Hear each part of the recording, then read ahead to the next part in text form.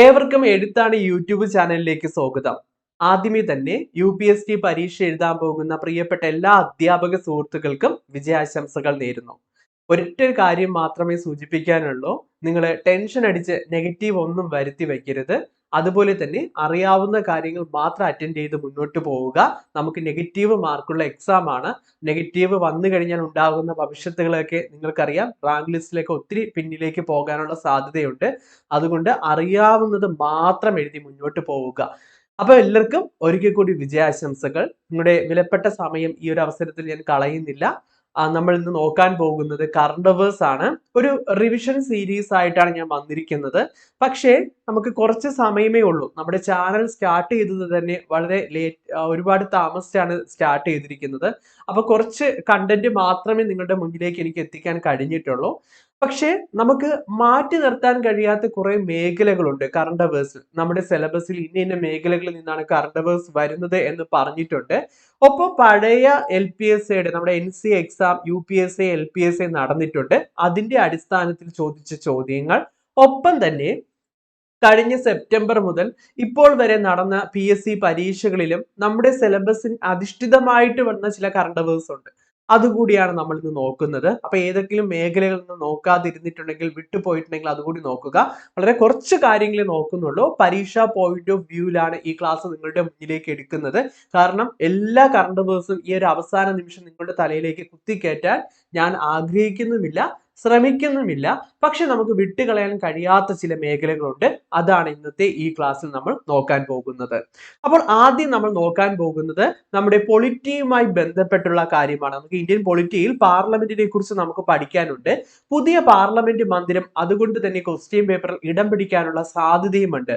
അപ്പൊ പുതിയ പാർലമെന്റ് മന്ദിരം പാർലമെന്റ് ഹൗസ് ഓഫ് ഇന്ത്യ എന്ന പേരിലാണ് അറിയപ്പെടുന്നത്. ഈ പാർലമെന്റ് ഹൗസ് ഓഫ് ഇന്ത്യ എന്നറിയുന്നത് ഇംഗ്ലീഷ് പേരാണ്. അപ്പൊ അതിനൊരു ഹിന്ദി പേര് കൂടിയുണ്ട്. ഭാരത് കാ സൻസദ് എന്നാണ് പുതിയ പാർലമെന്റ് മന്ദിരം അറിയപ്പെടുന്നത്. അപ്പൊ നമ്മുടെ പുതിയ പാർലമെന്റ് മന്ദിരത്തിന്റെ പേര് പരീക്ഷയ്ക്ക് ചോദിക്കാം. പാർലമെന്റ് ഹൗസ് ഓഫ് ഇന്ത്യ അല്ലെങ്കിൽ ഭാരത് കാ സൻസദ് എന്ന പേരിലായിരിക്കും അറിയപ്പെടുന്നത്.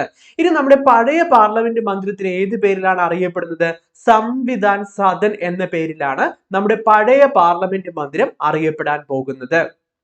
അതുപോലെ തന്നെ പുതിയ പാർലമെന്റ് മന്ദിരത്തിന്റെ നിർമ്മാണ പദ്ധതി അറിയപ്പെട്ടിരുന്നത് സെൻട്രൽ വിസ്ത പ്രോജക്റ്റ്. പരീക്ഷയ്ക്ക് ചോദിക്കാം, സെൻട്രൽ വിസ്ത പ്രോജക്റ്റ് എന്തുമായി ബന്ധപ്പെട്ടിരുന്നു? നമ്മുടെ പാർലമെന്റ് മന്ദിരത്തിന്റെ നിർമ്മാണവുമായി ബന്ധപ്പെട്ടുള്ള പ്രോജക്റ്റ് ആണ് ഏതെന്ന് പറയുന്നത്? സെൻട്രൽ വിസ്ത പ്രോജക്റ്റ് എന്ന് പറയുന്നത്. അടുത്ത പോയിന്റിലേക്ക് നമ്മൾ പോകുന്നു. പുതിയ പാർലമെന്റ് മന്ദിരം നിർമ്മിക്കാൻ കരാർ ചുമതല നൽകിയത് ടാറ്റ പ്രോജക്ട് ലിമിറ്റഡിനായിരുന്നു പുതിയ പാർലമെന്റ് മന്ദിരം നിർമ്മിക്കാനുള്ള കരാർ ചുമതല ലഭിച്ചത്. അതുപോലെ തന്നെ ഡിസൈൻ ചെയ്തത് HCP ഡിസൈൻസ് അഹമ്മദാബാദ് ആണ് നമ്മുടെ പാർലമെന്റ് മന്ദിരം ഡിസൈൻ ചെയ്തത്. അടുത്ത ഏറ്റവും പ്രധാനപ്പെട്ട പോയിന്റ് ആണ്, നമ്മുടെ പുതിയ പാർലമെന്റ് മന്ദിരം ഉദ്ഘാടനം ചെയ്തത് കഴിഞ്ഞ വർഷം 2023 മെയ് 28 ഉദ്ഘാടനം ചെയ്യപ്പെട്ടത്. രൂപകൽപ്പന ചെയ്തത് ബിമൽ ഹസ്മുഖ് പട്ടേൽ ആയിരുന്നു. നമ്മുടെ പുതിയ പാർലമെന്റ് മന്ദിരം രൂപകൽപ്പന ചെയ്തത്. അടുത്ത ഏറ്റവും ഇമ്പോർട്ടന്റ് ആണ്, ത്രികോണ ആകൃതിയാണ്. നമ്മുടെ പുതിയ പാർലമെന്റ് മന്ദിരത്തിന്റെ ആകൃതി എക്സാമിന് ചോദിക്കാം. ത്രികോണ ആകൃതിയാണ് വരുന്നത്. ഇനി പാർലമെന്റിന്റെ സംയുക്ത സമ്മേളനം നടക്കുന്ന സ്ഥലത്തെ അറിയപ്പെടുന്നത്, സംയുക്ത സമ്മേളനം എന്ന് പറയുമ്പോൾ ലോക്സഭയിലെയും രാജ്യസഭയിലെയും അംഗങ്ങൾ തമ്മിൽ ചേർന്നുള്ള സമ്മേളനമാണ് സംയുക്ത സമ്മേളനം. ലോക്സഭ ചേംബർ എന്നാണ് സംയുക്ത സമ്മേളനം നടക്കുന്ന സ്ഥലത്തെ വിളിക്കപ്പെടുന്നത്. അപ്പൊ സംയുക്ത സമ്മേളനം നടക്കുന്നത് എവിടെയാണ്? ലോക്സഭ ചേംബറിലാണ്. അടുത്ത ഏറ്റവും പ്രധാനപ്പെട്ട 3 ഫാക്ടുകളാണ്.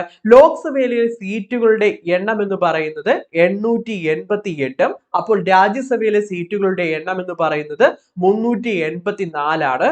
അപ്പോൾ ടോട്ടൽ സീറ്റുകൾ, ആകെ സീറ്റുകൾ എന്ന് പറയുന്നത് 1272 ആ ഫാക്ടുകൾ കൂടി ഒന്ന് ഒട്ടിച്ചിട്ട് വായിച്ചു വെക്കുക. ലോക്സഭയിലെ സീറ്റുകളുടെ എണ്ണം, ലോക്സഭയിലെ ആകെ സീറ്റുകളുടെ എണ്ണം 888, രാജ്യസഭയിലെ ആകെ സീറ്റുകളുടെ എണ്ണം 384, ആകെ സീറ്റുകളുടെ എണ്ണം 1272. ത്രികോണ ആകൃതി മറക്കരുത്. ഒപ്പം തന്നെ ഉദ്ഘാടനം ചെയ്തത് 2023 മെയ് മാസം 28 ഈ പ്രോജക്റ്റ് ഏൽപ്പിച്ചത് ടാറ്റ പ്രോജക്ട് ലിമിറ്റഡ്. രൂപകൽപ്പന ചെയ്തത് ബിമൽ ഹസ്മുഖ് പട്ടേൽ ആണ് രൂപകൽപ്പന ചെയ്തിരിക്കുന്നത്. അടുത്തത്, 3 പ്രമേയങ്ങൾ അടിസ്ഥാനമാക്കിയാണ് മന്ദിരം നിർമ്മിച്ചിരിക്കുന്നത്. ആ പ്രമേയങ്ങൾ എന്ന് പറയുന്നത് മയിൽ, താമര, ആൽമരം ഇങ്ങനെയുള്ള 3 പ്രമേയത്തിന്റെ അടിസ്ഥാനത്തിലാണ് നമ്മുടെ ഇന്ത്യയുടെ പുതിയ പാർലമെന്റ് മന്ദിരം രൂപകൽപ്പന ചെയ്തിരിക്കുന്നത്. ലോക്സഭാ ചേംബർ നിർമ്മിച്ചിരിക്കുന്ന പ്രമേയം എന്ന് പറയുന്നത് മയിലുമായി ബന്ധപ്പെട്ട് നിൽക്കുന്നു. രാജ്യസഭാ ചേംബർ നിർമ്മിച്ചിരിക്കുന്ന പ്രമേയം താമരയുമായി ബന്ധപ്പെട്ട് നിൽക്കുന്നു. അപ്പൊ സെൻട്രൽ ലോഞ്ച് നിർമ്മിച്ചിരിക്കുന്ന പ്രമേയം ആൽമരവുമായി ബന്ധപ്പെട്ട് നിൽക്കുന്നു. അപ്പൊ ഇത് മൂന്നും വളരെ പ്രധാനപ്പെട്ടതാണ്. ലോക്സഭാ ചേംബർ മയിലുമായി ബന്ധപ്പെട്ട് നിൽക്കുന്നു. രാജ്യസഭാ ചേംബർ താമരയുമായി ബന്ധപ്പെട്ട് നിൽക്കുന്നു. സെൻട്രൽ ലോഞ്ച് നിർമ്മിച്ചിരിക്കുന്നത് ആൽമരവുമായി ബന്ധപ്പെട്ട് നിൽക്കുന്നു. അപ്പൊ ലോക്സഭ മയിൽ, രാജ്യസഭ താമര, സെൻട്രൽ ലോഞ്ച് ആൽമരം എന്നിങ്ങനെയുള്ള 3 പ്രമേയങ്ങളുടെ അടിസ്ഥാനത്തിലാണ് നമ്മുടെ പുതിയ ലോക്സഭാ മന്ദിരം പണി കഴിപ്പിച്ചിരിക്കുന്നത്. അടുത്ത പോയിന്റിലേക്ക് നമ്മൾ പോകുന്നു. ഈ പ്രവേശന കവാടങ്ങളുടെ എണ്ണം എന്ന് പറയുന്നത് 3 ആണ്. അതൊന്നും പരീക്ഷയ്ക്ക് ചോദിക്കില്ല, പക്ഷെ പേരൊന്ന് ഓർക്കുക. ഗ്യാൻ ദോർ നോളജ് ഗേറ്റ്, ശക്തി ദോർ പവർ ഗേറ്റ്, കർമ്മ ദോർ കർമ്മ ഗേറ്റ് എന്നിങ്ങനെ 3 പ്രവേശന കവാടങ്ങൾ ഇന്ത്യൻ പാർലമെന്റ് മന്ദിരത്തിനുണ്ട് എന്നൊരു കാര്യം കൂടി ഓർക്കുക. ഒരിക്കൽ കൂടി ഒന്ന് പറയുന്നു. മന്ദിരം നരേന്ദ്രമോദി ഉദ്ഘാടനം ചെയ്തത് 2023 മെയ് 28. ആദ്യ സമ്മേളനം നടന്നത് 2023 സെപ്റ്റംബർ മാസം 19-ാം തീയതിയായിരുന്നു. ഇന്ത്യയുടെ പുതിയ പാർലമെന്റിൽ അവതരിപ്പിച്ച ആദ്യ ബില്ല് വനിതാ സംവരണ ബില്ല്. നാരി ശക്തി വന്ദൻ അധിനിയം എന്ന പേരിലും ഈ ഒരു ബില്ല് അറിയപ്പെടുന്നുണ്ട്. ബിൽ അവതരിപ്പിച്ചത് അർജുൻ റാം മേഘ്വാൾ ആണ് ഈ ബില്ല് അവതരിപ്പിക്കപ്പെട്ടത്. ഈ പോയിന്റുകൾ വളരെ പ്രധാനപ്പെട്ടതാണ്, അതുകൂടി ഒന്ന് നോക്കിയിട്ട് പോവുക. നമ്മുടെ പുതിയ പാർലമെന്റ് മന്ദിരത്തിന്റെ ആദ്യ സമ്മേളനം നടന്നത് 2023 സെപ്റ്റംബർ മാസം 19-ാം തീയതിയാണ് നടന്നത്. ഇന്ത്യയുടെ പുതിയ പാർലമെന്റിൽ അവതരിപ്പിക്കപ്പെട്ട ആദ്യ ബില്ല് വനിതാ സംവരണ ബില്ലാണ്. ബിൽ അവതരിപ്പിക്കപ്പെട്ടത് അർജുൻ റാം മേഘ്വാൾ ആണ് അവതരിപ്പിക്കപ്പെട്ടത്. അടുത്ത് നമ്മൾ നോക്കുന്നത് ഇന്ത്യൻ ബഹിരാകാശവുമായി ബന്ധപ്പെട്ടുള്ള ചോദ്യം തീർച്ചയായിട്ടും നമുക്ക് ഉണ്ടാകുമെന്ന് പ്രതീക്ഷിച്ച് തന്നെ നമുക്ക് പരീക്ഷ ഹാളിലേക്ക് പോകാം. അതുമായി ബന്ധപ്പെട്ടുള്ള കറണ്ട് ബേസ്, കാരണം ഈ വർഷം തന്നെ നടന്ന പല പ്രീവിയസ് ഇയർ ചോദ്യ പേപ്പർ എടുത്ത് നോക്കുമ്പോഴും നമ്മുടെ ബഹിരാകാശവുമായി ബന്ധപ്പെട്ടുള്ള ചോദ്യം വന്നിട്ടുണ്ട്.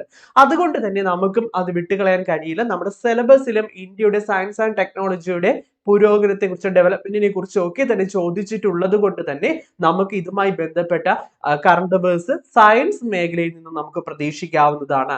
ഇന്ത്യൻ ബഹിരാകാശ പരിപാടിയുടെ സ്ഥാപക പിതാവായി കണക്കാക്കപ്പെടുന്നത് ആരെയാണ്? Doctor Vikram Sarabhai, doctor CV Raman, doctor APJ Abdul Kalam, doctor Chandrashekhar. ഞാൻ പറയാതെ നിങ്ങൾക്ക് അറിയാവുന്നതാണ്. ഓപ്ഷൻ A ആണ്, ഡോക്ടർ വിക്രം സാരാഭായി ആണ് ആൻസർ ആയിട്ട് വരുന്നത്. പ്രീവിയസ് ഇയർ ഈ കഴിഞ്ഞ ദിവസങ്ങളിൽ നടന്ന എക്സാമിന് ചോദിച്ച ചോദ്യമാണ്. ചന്ദ്രയാൻ 2 നമ്മളിപ്പോ ചന്ദ്രയാൻ 3 വരെ വിക്ഷേപിച്ചു. പക്ഷെ PSCയുടെ ഇപ്പോൾ 2024 നടക്കുന്ന ചോദ്യ പേപ്പറിലും ചന്ദ്രയാൻ 2 ഒഴിച്ചുകൂടാനാകാത്ത ഫാക്റ്റ് ആയിട്ട് കറണ്ട് അഫയേഴ്സ് ആയിട്ട് തന്നെ വരുന്നുണ്ട്. അതുകൊണ്ട് ഞാനും ഇത് എടുത്തിരിക്കുന്നു. ചന്ദ്രയാൻ 2 ദൗത്യത്തിന് നേതൃത്വം നൽകിയ ഇന്ത്യൻ ബഹിരാകാശ ഗവേഷണ സംഘടനയുടെ ചെയർമാൻ ആരായിരുന്നു? AS Kiran Kumar, option B K Sivan, option C S Somanath, option D Shailesh Naik. ഏതാണ് ആൻസർ ആയിട്ട് വരുന്നത്? നമ്മൾ ആ സമയത്ത് വാർത്തകളിലൊക്കെ ഇടം പിടിച്ചൊരു വാർത്തയായിരുന്നു അല്ലേ? Yes, option B K Sivan ആയിരുന്നു ചന്ദ്രയാൻ 2 ദൗത്യത്തിന് നേതൃത്വം നൽകിയത്. അപ്പൊ ചന്ദ്രയാൻ 2 ദൗത്യത്തിന് നേതൃത്വം നൽകിയത് K ശിവനാണ്. അടുത്ത ചോദ്യം ചന്ദ്രയാൻ 2മായി ബന്ധപ്പെട്ട് 2024 PSC ചോദിച്ച മറ്റൊരു ചോദ്യമാണ്. പ്രഗ്വാൻ റോവർ വിക്ഷേപിച്ചത് എന്നാണ്? നമ്മുടെ ചന്ദ്രയാൻ 2 വിക്ഷേപിച്ചത് എന്ന് ചോദിക്കുന്നതിന് പകരമാണ് അവർ ഇങ്ങനെ ഒരു ചോദ്യം ചോദിച്ചത് എന്ന് തോന്നുന്നു. 20-ാം തീയതി ജൂൺ 20, 2019, ജൂലൈ 14, 2019, ജൂലൈ 22, 2019, ജൂൺ 14, 2019 ആണ്. അപ്പൊ പ്രഗ്വാൻ റോവർ വിക്ഷേപിച്ചത് നമ്മുടെ C ആണ്. 2019 ജൂലൈ 22-നായിരുന്നു പ്രഗ്വാൻ റോവർ വിക്ഷേപിക്കപ്പെട്ടത്. നമുക്ക് നോക്കാം. ചന്ദ്രയാൻ 2 വിക്ഷേപിച്ചത് 2019 ജൂലൈ 22 പ്രത്യേകത എന്താണ്? ചന്ദ്രയാൻ 2 വിക്ഷേപിച്ചതാണ്. ഈ ചന്ദ്രയാൻ 2 വിക്ഷേപിച്ചത് എന്ന് ചോദിക്കുന്നതിന് പകരമായിരുന്നു പ്രഗ്വാൻ റോവർ വിക്ഷേപിച്ചത് എന്ന് തിരിച്ചൊരു ചോദ്യം നമ്മോട് ചോദിച്ചത്. കാരണം അത് ഏതുമായി ബന്ധപ്പെട്ട് നിൽക്കുന്നു എന്ന് അറിഞ്ഞാൽ മാത്രമേ ആ കുട്ടിക്ക് അതിന് ആൻസർ ചെയ്യാൻ കഴിയുകയുള്ളൂ. ചന്ദ്രയാൻ 2 വിക്ഷേപിക്കപ്പെട്ടത് ശ്രീഹരിക്കോട്ടയിലെ സതീഷ് ധവാൻ സ്പേസ് സെന്ററിൽ നിന്നുമാണ് വിക്ഷേപിക്കപ്പെട്ടത്. വിക്ഷേപണ വാഹനം GSLV Mark 3 M1 ആയിരുന്നു വിക്ഷേപണ വാഹനമായിട്ട് ഉപയോഗിച്ചത്. അപ്പൊ ചന്ദ്രയാൻ 2ന്റെ വിക്ഷേപണത്തിന് ഉപയോഗിക്കപ്പെട്ട വാഹനം എന്ന് പറയുന്നത് GSLV Mark 3 M1 ആണ് വിക്ഷേപണ വാഹനമായിട്ട് ഉപയോഗിച്ചത്. ഈ വാഹനത്തെയാണ് ISROയുടെ ബാഹുബലി എന്നറിയപ്പെടുന്നത്. അപ്പൊ GSLV Mark 3 M1നെ അറിയപ്പെടുന്ന മറ്റൊരു പേര് കൂടി ഓർക്കുക. ISROയുടെ ബാഹുബലി എന്നറിയപ്പെടുന്ന വിക്ഷേപണ വാഹനം ഏതാണ്? GSLV Mark 3 M1 ആണ് അറിയപ്പെടുന്നത്. ഇതിന്റെ ലാൻഡറിന് വിക്രം എന്ന പേരിലായിരുന്നു അറിയപ്പെട്ടിരുന്നത്. ചന്ദ്ര ഉപരിതലത്തിൽ പര്യവേക്ഷണം നടത്താനിരുന്ന റോവറിനെയായിരുന്നു പ്രഗ്വാൻ എന്നറിയപ്പെടുന്നത്. ലാൻഡർ ചന്ദ്രന്റെ ഉപരിതലത്തിലേക്ക് ചെന്നെത്തുന്നതാണ് വിക്രം. അതിന്റെ ചന്ദ്രന്റെ പരിവേഷണം നടത്തുന്നതിന് വേണ്ടിയുള്ള റോവർ ആയിരുന്നു ഇത് പ്രഗ്വാൻ. അപ്പൊ ഈ പ്രഗ്വാൻ ആയിരുന്നു 2024 PSC ഒരു കറണ്ട് അഫയേഴ്സ് ചോദ്യമായിട്ട് ചോദിച്ചത്. പ്രഗ്വാൻ വിക്ഷേപിച്ചത് എന്നാണ് ചോദിച്ചത്. 2019 ജൂലൈ 22 ആയിരുന്നു ആൻസർ ആയിട്ട് വന്നത്. ചന്ദ്രയാൻ 2ന്റെ വിക്രം ലാൻഡർ ഇടിച്ചിറങ്ങിയ സ്ഥലത്തെയാണ് തിരങ്ക എന്ന പേരിൽ അറിയപ്പെടുന്നത്. ഓർക്കുക, 2019 ഓഗസ്റ്റ് 20 ചന്ദ്രന്റെ ഭ്രമണപഥത്തിൽ എത്തിച്ചേരുന്നു. അടുത്തത് സെപ്റ്റംബർ 7 ചന്ദ്രന്റെ 2 കിലോമീറ്റർ അടുത്ത് വരെ എത്തിയ ചന്ദ്രയാന്റെ വിക്രം ലാൻഡറിൽ നിന്നുള്ള സിഗ്നൽ നഷ്ടപ്പെടുന്നു. അപ്പം വിക്രം ലാൻഡറിൽ നിന്നുള്ള സിഗ്നൽ നഷ്ടപ്പെട്ട ഡേറ്റ് നമുക്ക് വളരെ പ്രധാനപ്പെട്ടതാണ്. 2019 സെപ്റ്റംബർ 7 ചന്ദ്രന്റെ 2 കിലോമീറ്റർ അടുത്ത് വരെ എത്തിയ ചന്ദ്രയാന്റെ വിക്രം ലാൻഡറിൽ നിന്നുള്ള സിഗ്നൽ നഷ്ടപ്പെടുന്നു. 2019 ഓഗസ്റ്റ് 20 ചന്ദ്രന്റെ ഭ്രമണപഥത്തിൽ എത്തിച്ചേരുന്നു ചന്ദ്രയാൻ 2. ഇന്ത്യൻ ദേശീയ ബഹിരാകാശ ദിനമായി ആചരിക്കാൻ തീരുമാനിച്ച ദിവസം ഏതാണ്? അപ്പൊ ഇന്ത്യയുടെ ദേശീയ ബഹിരാകാശ ദിനം മാറിയിട്ടുണ്ട് ദിവസം. July 14, August 23, August 5, August 17. ഏതാണ് ഇന്ത്യയുടെ ദേശീയ ബഹിരാകാശ ദിനമായി ആചരിക്കാൻ തീരുമാനിച്ചത്? യെസ്, ദേശീയ ബഹിരാകാശ ദിനമായിട്ട് നമ്മൾ ഇപ്പോൾ ആചരിക്കുന്നത് ഓഗസ്റ്റ് 23 ആണ്. ചന്ദ്രയാൻ 3 സോഫ്റ്റ് ലാൻഡ് ചെയ്ത ദിവസത്തെയാണ് ഓഗസ്റ്റ് 23. അപ്പൊ ചന്ദ്രയാൻ 3മായി ബന്ധപ്പെടുത്തിയുള്ള ഒരു കറണ്ട് അഫയേഴ്സ് ആണ് ഓഗസ്റ്റ് 23 എന്ന് പറയുന്നത്. ആ ദിവസം ഓർക്കുക, മാസം ഓർക്കുക. ഓഗസ്റ്റ് 23 ആണ് ദേശീയ ബഹിരാകാശ ദിനമായിട്ട് നമ്മൾ ആചരിക്കുന്നത്. ഇത് എന്തിന്റെ അടിസ്ഥാനത്തിലാണ്? ചന്ദ്രയാൻ 3 സോഫ്റ്റ് ലാൻഡ് ചെയ്ത ദിവസമാണ് ഓഗസ്റ്റ് 23. ഇനി നമ്മൾ നോക്കാൻ പോകുന്നത് ചന്ദ്രയാൻ 3മായി ബന്ധപ്പെട്ടുള്ള പ്രധാനപ്പെട്ട വസ്തുതകളെ കുറിച്ചാണ് നോക്കാൻ പോകുന്നത്. ചന്ദ്രയാൻ 3 ലാൻഡറിനെ ചന്ദ്ര ഉപരിതലത്തിൽ നിന്ന് ഉയർത്തി മറ്റൊരു സ്ഥലത്ത് സോഫ്റ്റ് ലാൻഡ് ചെയ്യിക്കുന്ന ദൗത്യത്തിന് ISRO നൽകിയ പേരാണ് ഹോപ്പ് എന്നറിയപ്പെടുന്നു. ഈ പേരൊന്ന് നോട്ട് ചെയ്യുക, ചിലപ്പോൾ പേര് തരും. ഹോപ്പ് ഏത് പരീക്ഷണവുമായി ബന്ധപ്പെട്ട് നിൽക്കുന്നു? ചന്ദ്രയാൻ 3 പരീക്ഷണവുമായി ബന്ധപ്പെട്ട് നിൽക്കുന്നു. അപ്പൊ ഹോപ്പ് എന്ന് പറയുന്നത് ചന്ദ്രോപരിതലത്തിൽ നിന്ന് ഉയർത്തി മറ്റൊരു സ്ഥലത്ത് ചന്ദ്രയാൻ 3ന്റെ ലാൻഡറിനെ മറ്റൊരു സ്ഥലത്ത് സോഫ്റ്റ് ലാൻഡ് ചെയ്യിപ്പിക്കുന്ന ദൗത്യത്തെയായിരുന്നു ISRO ഹോപ്പ് എന്ന പേരിട്ടിരുന്നത്. ചന്ദ്രയാൻ 3 സോഫ്റ്റ് ലാൻഡ് ചെയ്ത തീയതി എന്ന് പറയുന്നത് 2023 ഓഗസ്റ്റ് 23 ചന്ദ്രയാൻ 3 സോഫ്റ്റ് ലാൻഡ് ചെയ്യപ്പെട്ടത്. ചന്ദ്രയാൻ 3 വിക്ഷേപിച്ച തീയതി നമ്മൾ പഠിച്ചു കഴിഞ്ഞു. 2023 ജൂലൈ 14 ചന്ദ്രയാൻ 3 വിക്ഷേപിക്കപ്പെടുന്നത്. ഇനി നമുക്ക് നോക്കേണ്ടത് വിക്ഷേപണ വാഹനമാണ് നോക്കേണ്ടത്. ചന്ദ്രയാൻ 3 വിക്ഷേപിക്കപ്പെട്ട വാഹനം എന്ന് പറയുന്നത് LVM-3 M4 ആണ്. ഓർക്കുക, LVM-3 M4 ആണ് വിക്ഷേപണ വാഹനം എന്ന് പറയുന്നത്. ഇതിന്റെ മൂന്നാമത്തെ ചാന്ദ്ര ദൗത്യമായിരുന്നു 2023 ജൂലൈ 14 വിക്ഷേപിക്കപ്പെട്ടത്. സതീഷ് ധവാൻ സ്പേസ് സെന്ററിൽ നിന്നുമായിരുന്നു വിക്ഷേപിക്കപ്പെട്ടത്. ശ്രീഹരിക്കോട്ടയിലെ സതീഷ് ധവാൻ സ്പേസ് സെന്ററിൽ നിന്നുമായിരുന്നു ചന്ദ്രയാൻ 3 വിക്ഷേപിക്കപ്പെട്ടത്. ഇത് അടുത്ത ചോദ്യം വളരെ പ്രധാനപ്പെട്ടതാണ്. ചന്ദ്രന്റെ ഭ്രമണപഥത്തിൽ എത്തിയത് 2023 ഓഗസ്റ്റ് 5, 2023 ജൂലൈ 14 വിക്ഷേപിക്കുന്നു. ഇത് ഭ്രമണപഥത്തിൽ എത്തുന്നത് ഓഗസ്റ്റ് 5 ഭ്രമണപഥത്തിൽ എത്തുന്നത്. ചന്ദ്രയാൻ 3 പ്രോജക്ട് ഡയറക്ടർ എന്ന് പറയുന്നത് പി വീരമുത്തുവേലും. അതുപോലെ ഒരു പേര് കൂടി നമുക്ക് പഠിക്കാനുണ്ട്. മിഷൻ ഡയറക്ടർ എന്നറിയപ്പെടുന്നത് മോഹനകുമാറുമാണ്. അപ്പൊ ചന്ദ്രയാൻ 3 പ്രോജക്ട് ഡയറക്ടർ പി വീരമുത്തുവേലും അതുപോലെ മിഷൻ ഡയറക്ടർ മോഹനകുമാറുമാണ് മിഷൻ ഡയറക്ടർ ആയിട്ട് വരുന്നത്. ഇത്രയും കാര്യങ്ങൾ വളരെ പ്രധാനപ്പെട്ട കാര്യങ്ങളാണ്, അതൊന്ന് നോട്ട് ചെയ്ത് വയ്ക്കുക. അപ്പം 2023 ജൂലൈ 14, 2023 ഓഗസ്റ്റ് 5 ചന്ദ്രന്റെ ഭ്രമണപഥത്തിൽ എത്തുന്നു. Project director P Veeramuthuvel, mission director Mohanakumar എന്നുള്ള കാര്യം കൂടി നോട്ട് ചെയ്ത് വയ്ക്കുക. അടുത്ത പോയിന്റിലേക്ക് നമുക്ക് പോകാം. അടുത്ത പോയിന്റ് ഇസ്ട്രാക്, അതായത് ISRO telemetry tracking and command network Bangalore. ഈ ആസ്ഥാനത്തിന്റെ ഡയറക്ടർ ആ സമയത്ത് ചന്ദ്രയാൻ 3 വിക്ഷേപണ സമയത്ത് ഇസ്ട്രാക്കിന്റെ ഡയറക്ടർ ആര് എന്നൊരു പേര് കൂടി നമ്മളൊന്ന് നോട്ട് ചെയ്യുന്നു. BN രാമകൃഷ്ണയാണ് ഇസ്ട്രാക്കിന്റെ ഡയറക്ടർ ആയിട്ട് വരുന്നത്. വളരെ പ്രധാനപ്പെട്ട ഒരു പോയിന്റ് ആണ്. അമേരിക്ക, സോവിയറ്റ് യൂണിയൻ, ചൈന എന്നിവയ്ക്ക് ശേഷം ചന്ദ്രനിൽ ഇറങ്ങുന്ന 4ാമത്തെ രാജ്യമാണ് ആര്? നമ്മുടെ സ്വന്തം ഇന്ത്യ എന്ന് പറയുന്നത്. പക്ഷെ ഇന്ത്യക്ക് 1ാം സ്ഥാനം വരുന്ന ഒരു കാര്യമുണ്ട്. അത് നമുക്ക് മുന്നോട്ട് പോകുമ്പോൾ ഞാനൊന്ന് പറഞ്ഞു തരാം. അമേരിക്ക, സോവിയറ്റ് യൂണിയൻ, ചൈന എന്നിവയ്ക്ക് ശേഷം ചന്ദ്രനിൽ ഇറങ്ങുന്ന 4ാമത്തെ രാജ്യം എന്നുള്ള സവിശേഷത സ്വന്തമാക്കിയത് ആരാണ്? ഇന്ത്യയാണ് സ്വന്തമാക്കിയിരിക്കുന്നത്. ചന്ദ്രന്റെ ഭ്രമണപഥത്തിൽ എത്തിയപ്പോൾ ചന്ദ്രയാൻ 3 നിന്നും ISROയ്ക്ക് ലഭിച്ച ആദ്യ സന്ദേശമാണ് ഞാൻ ചന്ദ്രന്റെ ഗുരുത്വാകർഷണം അനുഭവിക്കുന്നു.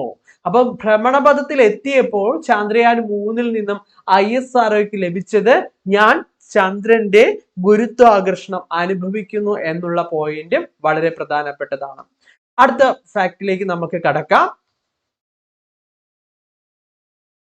ചന്ദ്രന്റെ ദക്ഷിണ ധ്രുവത്തിൽ ചന്ദ്രയാൻ 3 സോഫ്റ്റ് ലാൻഡ് ചെയ്തത്. ഓർക്കുക, ദക്ഷിണ ധ്രുവം വളരെ പ്രധാനപ്പെട്ടതാണ്. ഇതുമായി ബന്ധപ്പെട്ടുള്ള ഒരു കറണ്ട് അഫയേഴ്സും നമുക്ക് വേണമെങ്കിൽ പ്രതീക്ഷിക്കാവുന്നതാണ്. ചന്ദ്രന്റെ ദക്ഷിണ ധ്രുവത്തിൽ ചന്ദ്രയാൻ 3 സോഫ്റ്റ് ലാൻഡ് ചെയ്തത് 41 ദിവസം കൊണ്ടാണ് സോഫ്റ്റ് ലാൻഡ് ചെയ്തത്.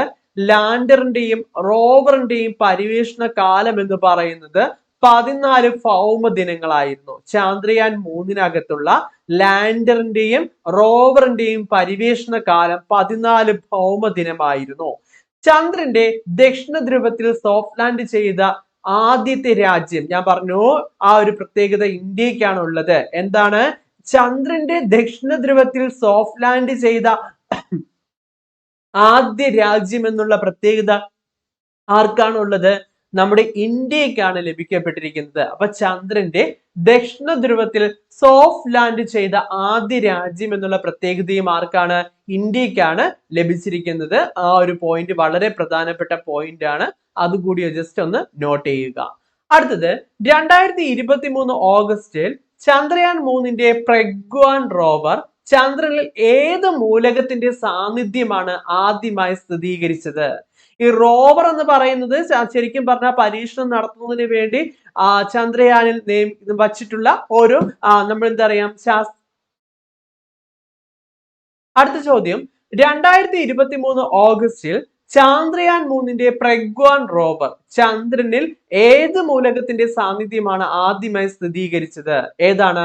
സൾഫർ ആണ്. വളരെ പ്രധാനപ്പെട്ട ഒരു ചോദ്യമാണ്, അത്രമാത്രം പ്രാധാന്യം കൊടുക്കുക.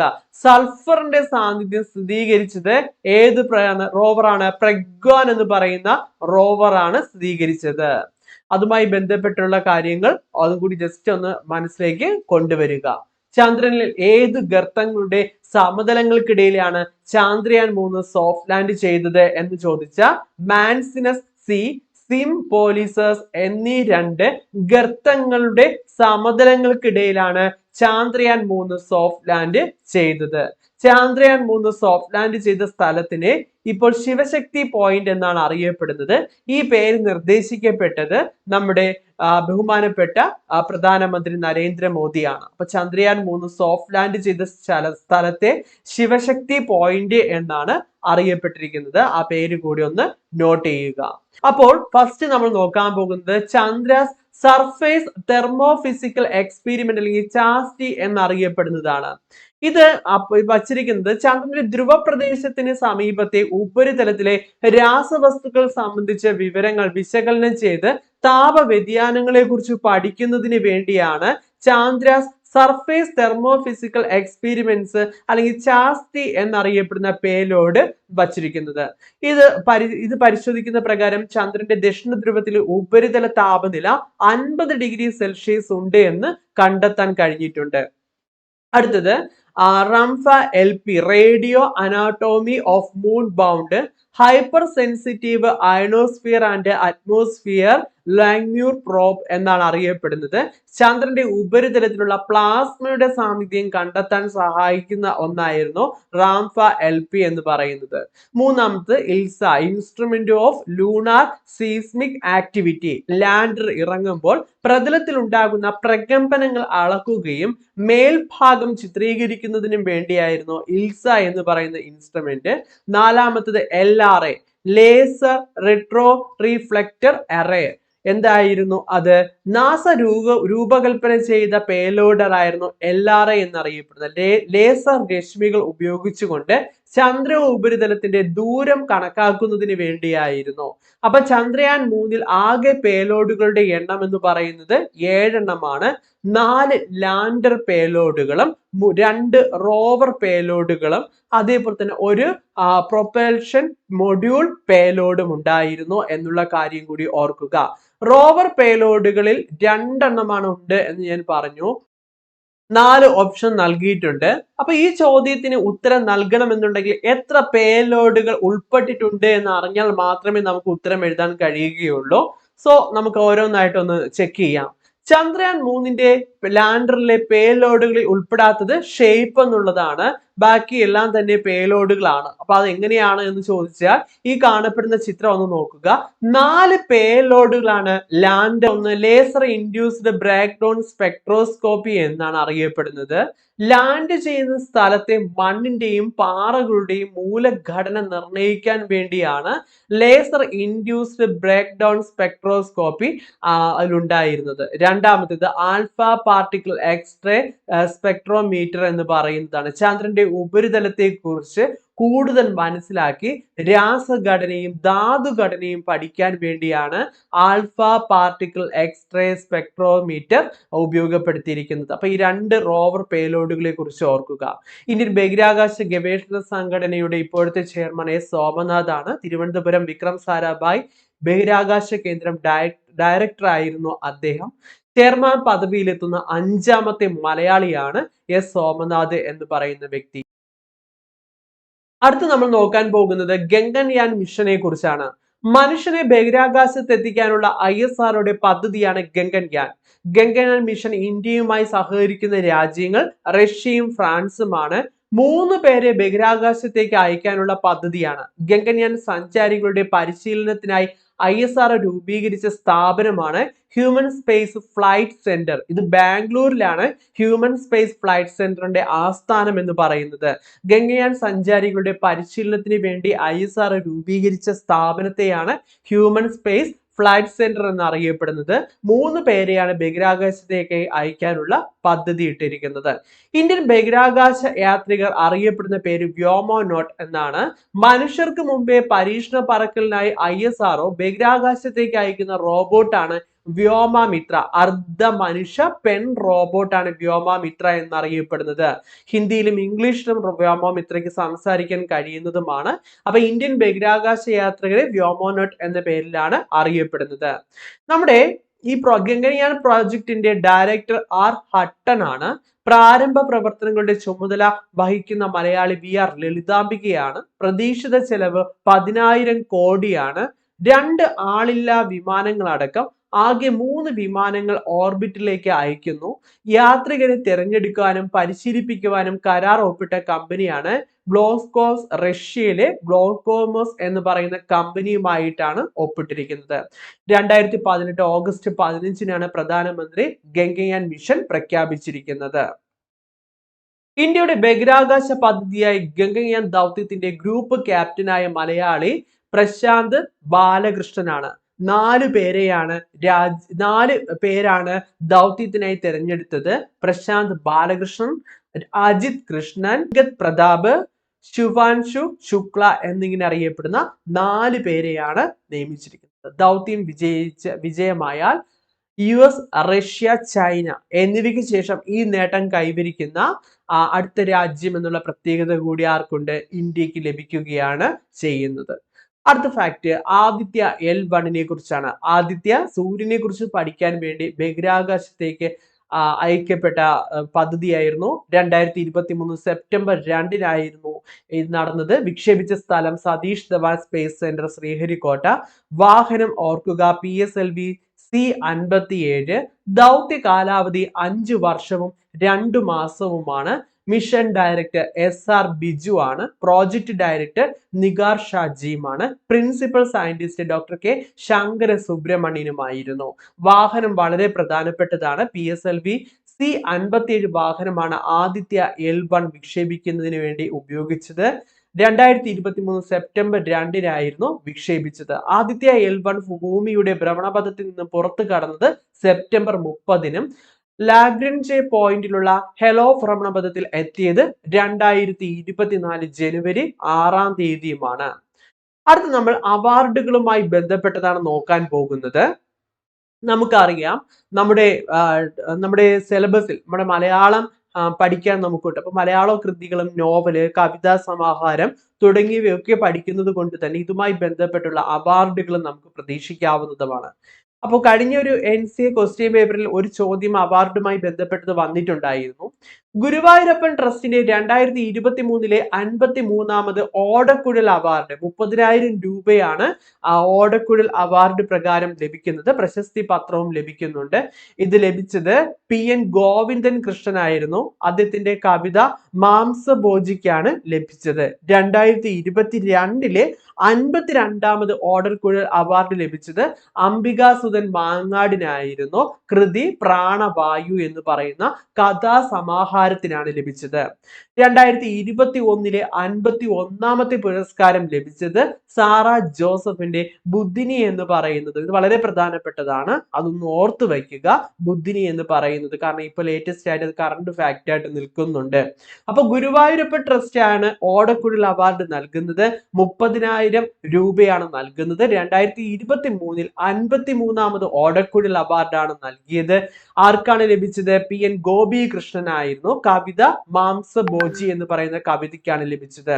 2022 52ാമത് ഓടക്കുഴൽ അവാർഡ് അംബികാസുധൻ മാങ്ങാട്, കൃതി പ്രാണവായു എന്നറിയപ്പെടുന്നു. 51ാമത്തെ ഓടക്കുഴൽ അവാർഡ് 2021 സാറ ജോസഫിന്റെ ബുദ്ധിനി എന്ന് പറയുന്നതിനും ലഭിച്ചു. അടുത്തത് എഴുത്തച്ഛൻ പുരസ്കാരം. കേരള സർക്കാർ ഏർപ്പെടുത്തിയ പരമോന്നത സാഹിത്യ പുരസ്കാരമാണ് എഴുത്തച്ഛൻ പുരസ്കാരം. സാഹിത്യ രംഗത്തെ സമഗ്ര സംഭാവനയ്ക്ക് നൽകുന്ന പുരസ്കാരം ഏത് എന്ന് ചോദിച്ചാലും എഴുത്തച്ഛൻ പുരസ്കാരമാണ്.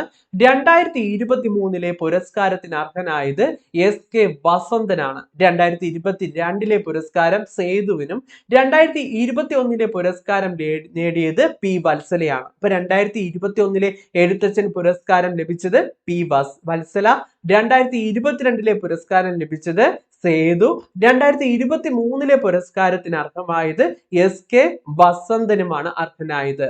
അടുത്ത വയലാർ പുരസ്കാരം. 2023 47ാമത് പുരസ്കാരത്തിന് അർഹനായത് ശ്രീകുമാരൻ തമ്പി. കൃതി ജീവിതം ഒരു പെൻഡുലം എന്നറിയപ്പെടുന്ന കൃതിക്കാണ്. വയലാർ പുരസ്കാരം 2023 ലഭിച്ചത് ശ്രീകുമാരൻ തമ്പിക്കാണ്. അദ്ദേഹത്തിന്റെ ജീവിതം ഒരു പെൻഡുലം എന്നറിയപ്പെടുന്ന കൃതിക്കാണ് ലഭിച്ചത്. 47ാമത്തെ പുരസ്കാരമായിരുന്നു 2023 നൽകിയത്. 2022 S ഹരീഷിന് മീശ എന്ന് പറയുന്ന കൃതിക്ക് ലഭിക്കുന്നു. 2021 വയലാർ പുരസ്കാരം ലഭിച്ചത് ബെന്യാമിൻ ആയിരുന്നു മാന്തളിരിലെ 20 കമ്മ്യൂണിസ്റ്റ് വർഷങ്ങൾ. ഈ കൃതികൾ കൂടി ഒന്ന് ഓർക്കുക, കാരണം അവാർഡ് കിട്ടിയത് കൊണ്ട് തന്നെ ചിലപ്പോൾ കൃതികൾ ചോദിച്ചിട്ട് കർത്താവ് ആര് എന്ന് ചോദിക്കാം, എഴുത്തുകാരനെ നമ്മോട് ചോദിക്കാം. അപ്പൊ മാന്തളിരിലെ 20 കമ്മ്യൂണിസ്റ്റ് വർഷങ്ങൾ ബെന്യാമിന്റെ കൃതിയാണ്. 2021 വയലാർ പുരസ്കാരം ലഭിച്ചു. മീശയ്ക്ക് എസ് ഹരീഷിന്റെ മീശയ്ക്ക് 2022 വയലാർ പുരസ്കാരവും 2023 47ാമത് പുരസ്കാരം ശ്രീകുമാരൻ തമ്പിക്കായിരുന്നു. ജീവിതം ഒരു പെൻഡുലം എന്ന് പറയുന്ന കൃതിക്കാണ് ലഭിച്ചത്. അടുത്ത് നമ്മൾ നോക്കാൻ പോകുന്നത് 2022 കേരള സാഹിത്യ അക്കാദമി പുരസ്കാരങ്ങളാണ് നോക്കാൻ പോകുന്നത്. കവിതയ്ക്ക് ലഭിച്ചത് NG ഉണ്ണികൃഷ്ണൻ ആയിരുന്നു. കടലാസ് വിദ്യ എന്ന് പറയുന്ന കവിതയ്ക്കാണ് ലഭിച്ചത്. നോവല് വി ഷിനിലാൽ ആയിരുന്നു. സമ്പർക്ക ക്രാന്തി എന്നറിയപ്പെടുന്ന നോവലിനായിരുന്നു ലഭിച്ചത്. ചെറുകഥ PF മാത്യൂസ് മുഴക്കം എന്ന് പറയുന്ന ചെറുകഥയ്ക്കും, നാടകം എമിൽ മാധവി കുമരു എന്ന് പറയുന്ന നാടകത്തിനും, ജീവചരിത്രം അല്ലെങ്കിൽ ആത്മകഥ BRP ഭാസ്കർ, ഈ അടുത്ത കാലത്താണ് അദ്ദേഹം നമ്മെ വിട്ടു പോയത്, ന്യൂസ് റൂം എന്നറിയപ്പെടുന്ന അദ്ദേഹത്തിന്റെ ആത്മകഥയ്ക്കായിരുന്നു 2022 കേരള സാഹിത്യ അക്കാദമി അവാർഡ് ലഭിച്ചത്. യാത്രാ വിവരണം C അനൂപിന്റെ ദക്ഷിണാഫ്രിക്കൻ യാത്രാ പുരസ്കാരം എന്ന് പറയുന്നതിനും, യാത്രാ വിവരണം 2 പേർക്കാണ് 2022 കേരള സാഹിത്യ അക്കാദമി പുരസ്കാരം ഏറ്റുവാങ്ങിയത്. ഒന്ന് C അനൂപ്, രണ്ടാമത് ഹരിദാസ് സാവിത്രി. C അനൂപിന്റെ ദക്ഷിണാഫ്രിക്കൻ യാത്രാ പുരസ്കാരത്തിനും ഹരിദാസ് സാവിത്രിയുടെ മുറിവേറ്റവരുടെ പാതകൾ എന്ന് പറയുന്നതിനും യാത്രാ വിവരണത്തിനുമായിരുന്നു പുരസ്കാരം ലഭിച്ചത്. അടുത്തത് വിവർത്തനമാണ് നോക്കുന്നത്. B രവികുമാറിന്റെ ബോത്ലെയർ എന്നറിയപ്പെടുന്ന വിവർത്തനത്തിനും അവാർഡ് ലഭിച്ചു. ബാലസാഹിത്യം K ശ്രീകുമാറിന്റെ ചക്കര മാമ്പഴം എന്നറിയപ്പെടുന്ന കൃതിക്കായിരുന്നു 2022 കേരള സാഹിത്യ അക്കാദമി പുരസ്കാരം ലഭിച്ചത്. 2023 തകഴി പുരസ്കാരം ലഭിച്ചത് MK സാനുവിനാണ്. മലയാള ഭാഷയ്ക്കും സാഹിത്യത്തിനും നൽകിയ സമഗ്ര സംഭാവനകൾ മുൻനിർത്തിയായിരുന്നു പുരസ്കാരം. 50,000 രൂപയും പ്രശസ്തി പത്രവുമായിരുന്നു ലഭിച്ചത്. അപ്പൊ MK സാനുവിനാണ് 2023 തകഴി പുരസ്കാരം ലഭിച്ചത്. 2022 തകഴി പുരസ്കാരം ലഭിച്ചത് M മുകുന്ദനാണ്. മലയാള സാഹിത്യത്തിന് നൽകിയ സമഗ്ര സംഭാവന മുൻനിർത്തിയായിരുന്നു 2022 തകഴി സാഹിത്യ പുരസ്കാരം M മുകുന്ദന് നൽകുന്നത്. 2021 ഡോക്ടർ M ലീലാവതിക്കായിരുന്നു തകഴി പുരസ്കാരം ലഭിച്ചത്. അപ്പൊ 2022, 21 നമ്മൾ നോക്കിയിട്ടുണ്ട്. 21 തകഴി പുരസ്കാരം M ലീലാവതിക്കും 2022 M മുകുന്ദനുമാണ് ലഭിച്ചത്. പ്രഥമ കേരള പുരസ്കാരം 2022 പ്രകാരം കേരള ശ്രീ പുരസ്കാരം ലഭിച്ചത് ശാസ്ത്ര മേഖലയ്ക്ക് ഡോക്ടർ സത്യഭാമ ദാസ് ബിജുവിനും, അതുപോലെ തന്നെ സാമൂഹിക സേവനം കല എന്നിവയ്ക്ക് ഗോപിനാഥ് മുതുകാട്, അതുപോലെ തന്നെ സാമൂഹിക സേവനം വ്യവസായം കൊച്ചൗസേ ചിറ്റിലപ്പള്ളി, കല വൈക്കം വിജയലക്ഷ്മി, അതുപോലെ തന്നെ കാനായി കുഞ്ഞിരാമൻ, ശാസ്ത്രം സാമൂഹിക സേവനം MV പരമേശ്വരനും അദ്ദേഹത്തിനുമാണ് ലഭിച്ചത്. അതുപോലെ അടുത്ത് നമ്മൾ നോക്കാൻ പോകുന്നത് ജ്ഞാനപീഠ ജേതാക്കളെയാണ്. 2023 58ാമത് ജ്ഞാനപീഠ പുരസ്കാര ജേതാക്കൾ 2 പേരാണ്. ഗുൽസാറും രാം ഭദ്രാചാര്യരുമാണ്. ഗുൽസാർ കവി, ഗാനരചയിതാവ്, എഴുത്തുകാരൻ, ചലച്ചിത്ര സംവിധായകൻ എന്നിങ്ങനെ നിലകളിൽ പ്രസിദ്ധനാണ്. ഉറുദു ഭാഷയ്ക്ക് നൽകിയ സംഭാവനകൾ പരിഗണിച്ചാണ് 2023 58ാമത്തെ ജ്ഞാനപീഠ പുരസ്കാരം ഗുൽസാറിന് ലഭിക്കുന്നത്. അടുത്ത രണ്ടാമത്തെ രാം ഭദ്രാചാര്യ. സംസ്കൃത ഭാഷയിലെ സാഹിത്യ കൃതികൾക്ക് പരിഗണിച്ചാണ് രാം ഭദ്രാചാര്യയ്ക്കും ജ്ഞാനപീഠ പുരസ്കാരം 2023 ലഭിക്കുന്നത്. അടുത്ത് നമ്മൾ നോക്കാൻ പോകുന്നത് 2022 57ാമത് ജ്ഞാനപീഠ പുരസ്കാരമാണ്. ദാമോദർ മൗസോ എന്ന് പറയുന്ന അദ്ദേഹത്തിന് കൊങ്ങിണി സാഹിത്യകാരനും ഗോവ ചെറുകഥാകൃത്തുമായ ദാമോദർ മൗസയ്ക്കായിരുന്നു 2022 57ാമത് ജ്ഞാനപീഠ പുരസ്കാരം ലഭിച്ചത്. അടുത്തത് സരസ്വതി സമ്മാൻ 2022 ലഭിച്ചത് ശിവശങ്കരിക്കാണ്. 2019 പ്രസിദ്ധീകരിച്ച അവരുടെ ഓർമ്മക്കുറിപ്പായ സൂര്യവംശം എന്ന് പറയുന്ന തമിഴ് കൃതിക്കാണ് പുരസ്കാരം ലഭിച്ചത്. 2021 സരസ്വതി സമ്മാനം നേടിയത് രാം ദർശ് മിശ്രയാണ്. മെയ്തോ യഹാഹും എന്ന ഹിന്ദി കവിതാ സമാഹാരത്തിനായിരുന്നു പുരസ്കാരം ലഭിച്ചത്. അടുത്ത് നമ്മൾ നോക്കാൻ പോകുന്നത് നോബൽസ് പ്രൈസുമായി ബന്ധപ്പെട്ടതാണ്. ശാസ്ത്ര മേഖലയുമായിട്ടുള്ള കറണ്ട് അഫയേഴ്സിൽ നമുക്ക് പ്രതീക്ഷിക്കാവുന്നത് നോബൽ പ്രൈസുമായി ബന്ധപ്പെട്ടുള്ള ചോദ്യങ്ങൾ ഒന്നെങ്കിലും ഉണ്ടാകും. അതുകൊണ്ട് അത്രയും പ്രാധാന്യത്തോടു കൂടി തന്നെ അത് നോക്കിയിട്ട് പോവുക. 2023 ഭൗതിക ശാസ്ത്രത്തിന്റെ നോബൽ സമ്മാനം ലഭിച്ചത് USA സ്വദേശിയായിട്ടുള്ള Pierre Agostini, Germany Ferenc Krausz, Anne L'Huillier സ്വീഡനുമാണ്. എന്തിനായിരുന്നു അവരുടെ കണ്ടുപിടുത്തം? ഇലക്ട്രോൺ ഡൈനാമിക്സ് പഠനവുമായി ബന്ധപ്പെട്ട് പ്രകാശത്തിന്റെ സൂക്ഷ്മ സ്പന്ദനങ്ങൾ സൃഷ്ടിക്കാൻ സഹായിക്കുന്ന പരീക്ഷണങ്ങൾ രൂപപ്പെടുത്തിയതിനായിരുന്നു ഇവർക്ക് 3 പേർക്കും പുരസ്കാരം ലഭിക്കപ്പെട്ടത്. ഇതിൽ ഓർക്കേണ്ട ടേം എന്ന് പറയുന്നത് ഇലക്ട്രോൺ ഡൈനാമിക്സുമായി ബന്ധപ്പെട്ട് നിൽക്കുന്ന ടേം. ഇലക്ട്രോൺ ഡൈനാമിക്സുമായി ബന്ധപ്പെട്ട് നിന്ന പഠനത്തിനായിരുന്നു 2023 ഭൗതിക ശാസ്ത്രത്തിന് USA സ്വദേശിയായിട്ടുള്ള പിയറി അഗോസ്റ്റിനി, ജർമ്മനിയിൽ നിന്നുള്ള Ferran crows, and L'Huillier Sweden ഇവർക്ക് 3 പേർക്കും ഭൗതിക ശാസ്ത്രത്തിന് നൊബേൽ പുരസ്കാരം ലഭിച്ചത്. അപ്പോൾ 2022 ഭൗതിക ശാസ്ത്രത്തിന്റെ നോബൽ പ്രൈസ് കൂടി നമ്മൾ നോക്കുന്നു. അലൻ ആസ്പെക്ട് ഫ്രാൻസിൽ നിന്നുള്ള, John F Clauser USA, Anton Zeilinger Austria. Quantum computing രംഗത്തെ അത് മാത്രം ഓർത്തിരുന്നാലും മതി, ലാസ്റ്റ് സമയമായതുകൊണ്ട്. 2022 ഇവർക്ക് 3 ഏത് മേഖലയ്ക്കായിരുന്നു ലഭിച്ചത്? ക്വാണ്ടം കമ്പ്യൂട്ടിംഗ് രംഗവുമായി ബന്ധപ്പെട്ടായിരുന്നു ഇവർക്ക് പുരസ്കാരം ലഭിച്ചത്. Alain Aspect, John F Clauser, Anton Zeilinger ഇവർക്ക് 3 പേർക്കുമായിരുന്നു 2022 ഭൗതിക ശാസ്ത്രത്തിന്റെ നോബൽ സമ്മാനം ലഭിച്ചത്. 2023 കെമിസ്ട്രിയിൽ നോബൽ പ്രൈസ് ലഭിച്ചത് മൗഗിജി ബാവൻഡി USA സ്വദേശി, Alexei I Ekimov USA, Louis C Brus USA സ്വദേശിയാണ്. നാനോ ടെക്നോളജിയിൽ വിപ്ലവത്തിന് വഴിവെച്ച ക്വാണ്ടം ഡോട്ടുകൾ കണ്ടെത്തി വികസിപ്പിച്ചതിനായിരുന്നു പുരസ്കാരം ലഭിച്ചത്. ആരൊക്കെയായിരുന്നു എന്നുള്ളതൊന്നും കൂടി നോട്ട് ചെയ്യുക. ഇനി നമ്മൾ 2022 നോബൽ സമ്മാനം ലഭിച്ചത് കോൾബാരി ഷാർപ്ലെസ് USA സ്വദേശി, Carolyn R Bertozzi USA, Morten P Meldal Denmark. Click കെമിസ്ട്രിയുടെയും ബയോ ഓർത്തോഗണൽ കെമിസ്ട്രിയുടെയും വികസനത്തിനായിരുന്നു ഇവർക്ക് പുരസ്കാരം ലഭിച്ചത്.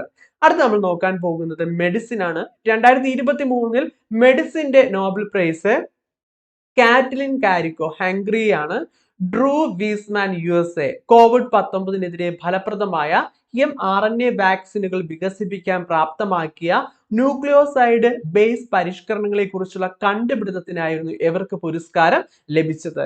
അപ്പൊ കാറ്റ്ലിൻ കാരിക്കോ ഓർക്കുക, ഡ്രൂ വീസ്മാൻ USA ഹംഗറി സ്വദേശികളാണ് 2023 നമ്മുടെ വൈദ്യശാസ്ത്രത്തിനുള്ള നോബൽ പുരസ്കാരം ലഭിച്ചത്. 2022 മെഡിസിൻ വൈദ്യശാസ്ത്രത്തിൻ്റെത് കൂടി നമ്മൾ നോക്കുന്നു. ഒരാൾ മാത്രമേ ഉള്ളൂ, സ്വീഡൻ സ്വദേശിയായിട്ടുള്ള സോണ്ടെ പെബു ആണ്. മനുഷ്യവംശത്തിന്റെ പരിണാമം, ആധുനിക മനുഷ്യനായ ഹോമോസാപ്പിയൻസ് ഒഴികെയുള്ള വംശനാശം വന്ന ആദിമ നരവിഭാഗങ്ങളുടെ ജനിതക വിവരശേഖരണം എന്നിവയിൽ നൽകിയ സംഭാവനയ്ക്കാണ് വൈദ്യശാസ്ത്രത്തിലെ നൊബേൽ പുരസ്കാരം ലഭിച്ചത്. അദ്ദേഹത്തിന്റെ കൃതി കൂടി ഞാൻ ഇവിടെ ആഡ് ചെയ്തിട്ടുണ്ട്, ജസ്റ്റ് ഒന്ന് വായിച്ചിട്ട് പോവുക. ഇനി നമ്മൾ നോക്കാൻ പോകുന്നത് എക്കണോമിക്സ് നമുക്ക് പഠിക്കാനുണ്ട്. എക്കണോമിക്സിന്റെ കറണ്ട് അഫയേഴ്സ് ആയിട്ട് നോബൽ പ്രൈസ് ചോദിക്കാവുന്നതാണ്. 2023 എക്കണോമിക്സിൽ നോബൽ പ്രൈസ് ലഭിച്ചത് ക്ലോഡിയ ഗോൾഡിൻ USA സ്വദേശി, സാമ്പത്തിക ശാസ്ത്രത്തിനുള്ള നോബൽ പുരസ്കാരം നേടുന്ന 3ാമത്തെ വനിതയാണ് ക്ലോഡിയ ഗോൾഡിൻ. സ്ത്രീകളുടെ തൊഴിൽ വിപണി ഫലങ്ങളെ കുറിച്ചുള്ള പഠനങ്ങളും വിലയിരുത്തലുകളും കണക്കിലെടുത്താണ് ഇവർക്ക് പുരസ്കാരം ലഭിച്ചത്. 2022 എക്കണോമിക്സിന്റെ നൊബേൽ സമ്മാനം ലഭിച്ചത് 3 പേർക്കാണ്. അവർ 3 പേരും USA സ്വദേശികളാണ്. Douglas W Diamond, Ben S Bernanke, Philip H ഡൗബിഗ്.